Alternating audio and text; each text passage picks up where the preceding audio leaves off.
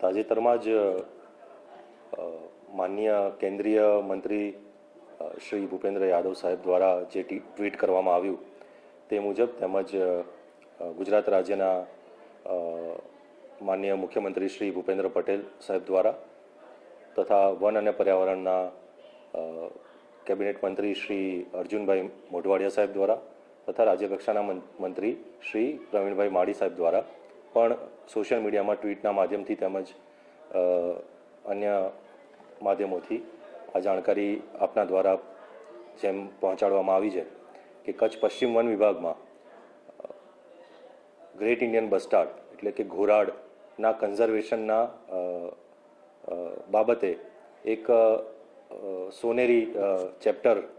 લખાઈ ચૂક્યું છે. જમ્પ સ્ટાર્ટ ટેકનિક દ્વારા જે બચ્ચાનો જન્મ થયેલો, આ જમ્પ સ્ટાર્ટ ટેકનિક દ્વારા આ બીજા બચ્ચાનો જન્મ થયેલો છે અને આ બચ્ચાએ સક્સેસફુલી આજની તારીખે જ્યારે આપણે આ ચર્ચા કરી રહ્યા છીએ ત્યારે 50થી વધુ દિવસનો સમય પસાર કરી ચૂક્યું છે અને એ ખૂબ જ પ્રોટેક્ટેડ એન્વાયરમેન્ટમાં સુરક્ષિત રીતે વિહરી રહ્યું છે. આપણે સૌ જાણીએ છીએ કે આ પહેલાં એક જમ્પસ્ટાર્ટ પદ્ધતિથી એક બચ્ચાનો જન્મ અગાઉ થઈ ચૂક્યો છે, જેને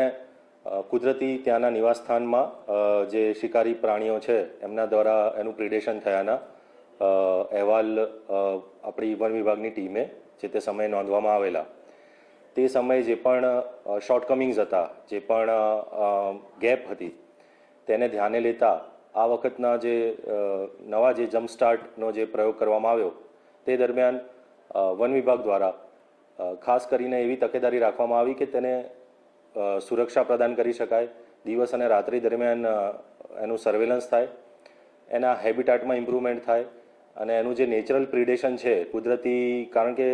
જમ્પસ્ટાર્ટ ટેકનિકથી જે બચ્ચું જન્મે છે એને સીધા જ વાઇલ્ડમાં છોડવામાં આવે છે, તો એ સીધા વાઇલ્ડમાં એનો શિકાર થવાના, કુદરતી રીતે શિકાર થવાના ઘણા બધા ચાન્સ છે. તો એ ચાન્સને કઈ રીતે ઓછા કરી શકાય, સંપૂર્ણપણે નિવારી શકવા ખૂબ જ અશક્ય બાબત છે, પણ એ ચાન્સને કઈ રીતે બને એટલા ઓછા કરી શકાય એ દિશામાં વન વિભાગ દ્વારા અવિરત પ્રયત્નો કરવામાં આવ્યા અને એ પ્રયત્નોના પરિણામે તેમજ સ્ટાફની અથાગ પરિશ્રમના કારણે આજે એ બચ્ચાએ જે ક્રિટિકલ સમયગાળો છે એ પાર કરી ચૂક્યું છે અને હોપફુલી જેમ માનનીય મુખ્યમંત્રી સાહેબ તેમજ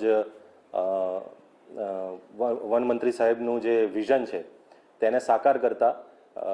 SRCનું પણ એક સોફ્ટ રિલીઝ સેન્ટરનું પણ નિર્માણ થવા જઈ રહ્યું છે અને ટૂંક સમયમાં એમાં પણ નવા બચ્ચા લાવવામાં આવશે રાજસ્થાનથી. તો એ રીતે GIBની જે સ્પીશીઝ રિકવરીનો કાર્યક્રમ છે એ સફળતાપૂર્વક કચ્છ પશ્ચિમ વન વિભાગમાં આગળ વધી રહ્યો છે.